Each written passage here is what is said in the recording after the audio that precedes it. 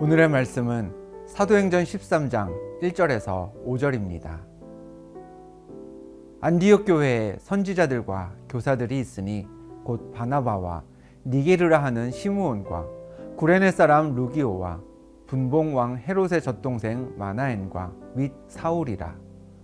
주를 섬겨 금식할 때에 성령이 이르시되 내가 불러 시키는 일을 위하여 바나바와 사울을 따로 세우라 하시니 이에 금식하며 기도하고 두 사람에게 안수하여 보내니라. 두 사람이 성령의 보내심을 받아 실루기아에 내려가 거기서 배 타고 구브로에 가서 살라미에 이르러 하나님의 말씀을 유대인의 여러 회당에서 전할세 요한을 수행원으로 두었더라. 여러분은 어떤 일을 하고 계십니까? 또 지금까지 살아오면서 어떤 일들을 하셨습니까? 지금 우리 사회는 구성원 각자가 맡은 일을 하기 때문에 움직일 수 있습니다. 정부와 지자체 기관에서 일하시는 공무원분들, 택시나 버스를 운전하시거나 또 트럭, 기차 등을 운행하시는 분들, 학교에서 아이들을 가르치시는 교사들, 이런저런 사업장을 운영하시는 분들, 농사를 짓고 바다에서 고기를 잡는 분들까지 어느 한쪽에서 자신의 일을 내려놓는 사람들이 발생하면, 그래서 그 분야의 일이 돌아가지 않으면 세상에서는 큰 문제가 생길 수밖에 없습니다. 다른 말로 하면 지금 우리가 누리는 모든 것은 그 누군가가 최선을 다해 일했기 때문에 주어지는 것이라 할 수 있습니다. 그러므로 현대사회에서 일만큼 중요한 것도 없습니다. 일을 통해 개인이 소득을 올려서 삶을 영위함은 물론이고요, 다른 사람의 삶도 윤택하게 만드는 거죠. 때문에 한 사람이 그 사회의 구성원이 되기 위해서는 그냥 그 사회 속에 존재하는 것만으로는 부족합니다. 질병 때문에 혹은 나이가 많아서 신체적인 제한이 있는 경우가 아니라면 한 개인은 일을 통해 사회를 함께 움직여 가야 그 사회의 구성원이라 할 수 있겠죠. 하나님 나라도 마찬가지입니다.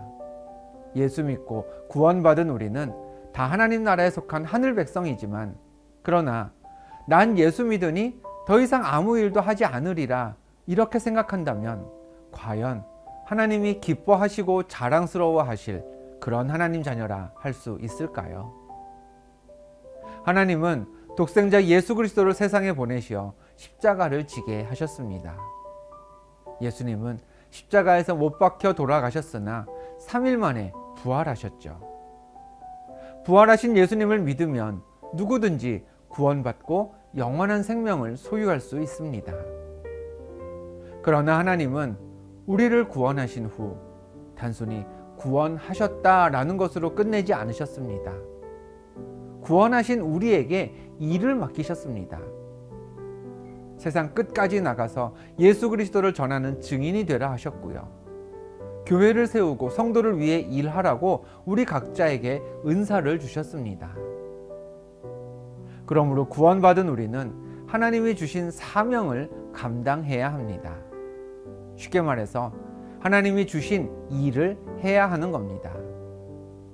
자신에게 맡겨진 일을 충실하게 해내는 성도가 하나님 나라를 정말 하나님 나라답게 만드는 하늘 백성인 것이죠. 하나님이 맡기신 일을 효과적으로 해내기 위해서는 우리가 기억해야 할 부분이 있습니다. 본문은 바울의 1차 선교 여행이 시작되는 장면입니다. 파송하는 교회는 안디옥 교회였고요, 파송을 받고 선교를 나가는 사람은 사울, 곧 바울과 또 한 사람 바나바였습니다. 그 장면을 본문 4절은 이렇게 기록했습니다. 두 사람이 성령의 보내심을 받아 실루기아에 내려가 거기서 배 타고 구브로에 가서. 두 사람, 사울과 바나바가 성령의 보내심을 받았다라고 했습니다. 표면상으로는 두 사람은 안디옥 교회로부터 보내심을 받았습니다. 그러나 성경은 안디옥 교회가 보낸 것이 아니라 성령이 보낸 것이라고 분명하게 설명하고 있습니다. 하나님의 일이 그렇습니다. 목회자가 교회의 일을 하는 것, 선교사가 파송받아서 복음이 필요한 곳으로 나가는 것, 성도가 교회에서 직분을 받고 섬기는 것, 다 성령 안에서 성령의 보내심을 받아 이루어지는 일입니다. 많은 분들이 교회 봉사를 시작할 때 목회자나 다른 성도분의 권면으로 시작합니다.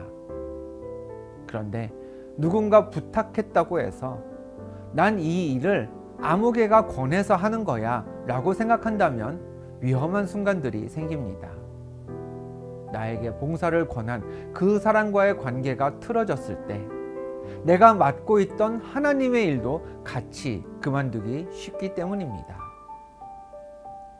스스로 자원해서 봉사를 시작하기도 하죠.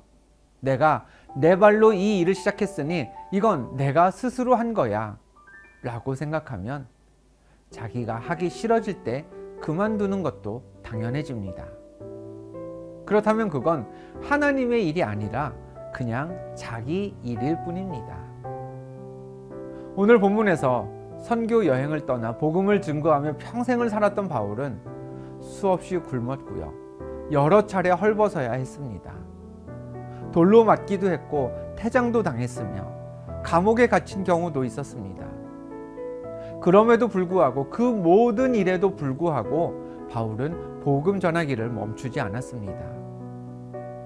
누가 바울에게 일을 멈추면 봉급을 주지 않는다고 해서 바울이 계속 복음을 전했을까요? 어려움을 견디고 선교하면 보너스를 두둑히 준다고 해서 그랬을까요? 아닙니다.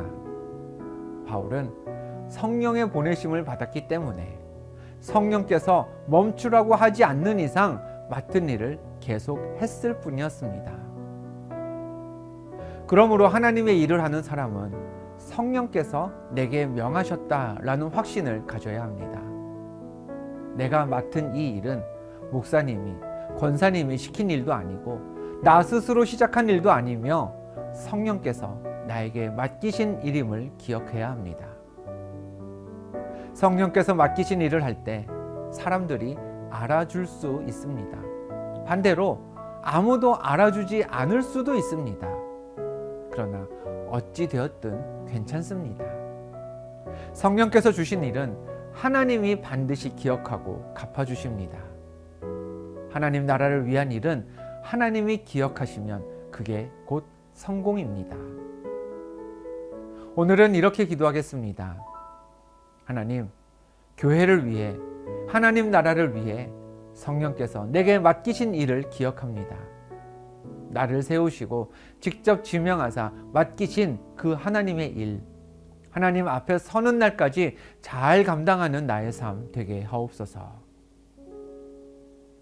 안디옥 교회의 파송을 성령의 보내심으로 믿고 평생 그 보내심에 합당한 삶을 살았던 바울처럼 내게 주신 성령 하나님의 일에 최선을 다하며 언제나 하나님 마음에 합한 삶을 사는 그런 삶의 주인공 되시기를 축원합니다. 기도하겠습니다. 하나님, 성령 하나님께서 주신 사명이 우리 모두에게 있음을 기억합니다. 내 개인의 상황과 감정, 관계에 그 일이 방해받지 않게 하시고 오직 내게 일 맡기신 하나님께 칭찬받도록 하나님 한 분 바라보며 주신 사명 감당하는 우리들 되게 하옵소서. 예수 그리스도의 이름으로 기도합니다. 아멘.